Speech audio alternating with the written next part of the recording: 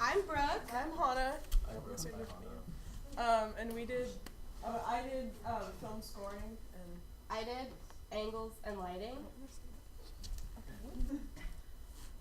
So this is the infographic that I made for the film score. I wanted to do like a history timeline of like the beginning of film score all the way up to the early 2000s.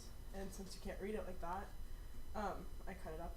So you don't have to read it or anything, but basically film score, like music in movies was first created when there were silent films and the projectors would create too much heat, like sound, so you couldn't like really enjoy the movie. So people would hire musicians to play music or like to make music for the movies, but it wasn't really, they weren't cohesive and they didn't really go together.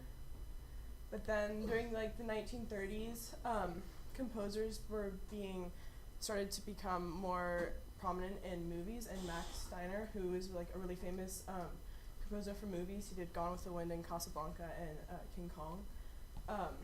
He started writing music that actually went with the movies and worked with the producers and the directors on like making everything more cohesive.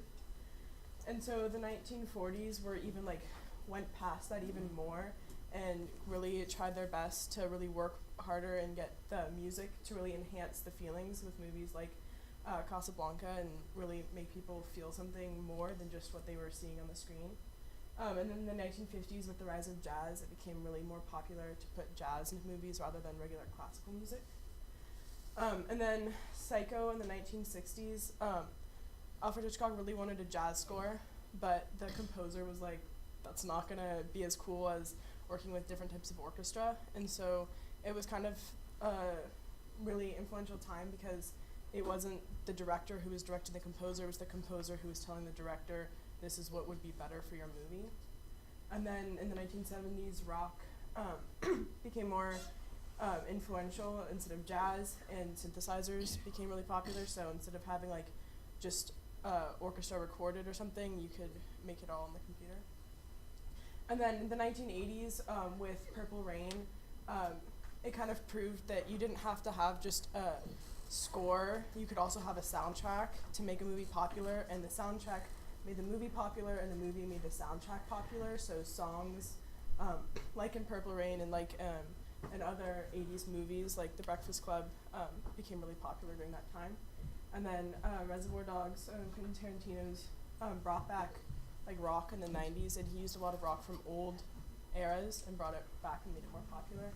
And then today, most movies are made with synthesizers, and there are very few that are made with full orchestra compositions, but it's still used sometimes. Okay, so this is my infographic, and it was basically about angles and lighting, specifically in film noir films.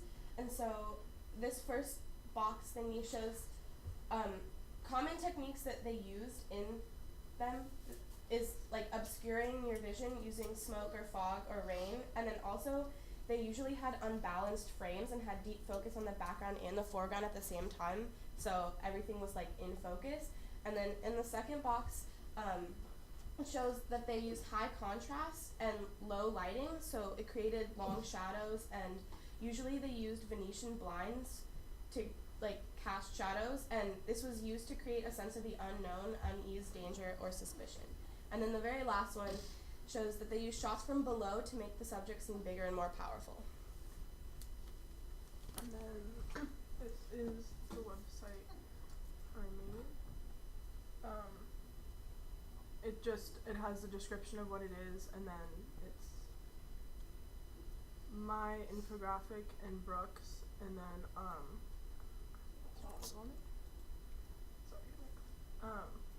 and then it also has photos of our process in filming the movie that we made and also editing it. And that's that. And then this is the movie that we made. Yeah, I think so. I know, I don't you do it.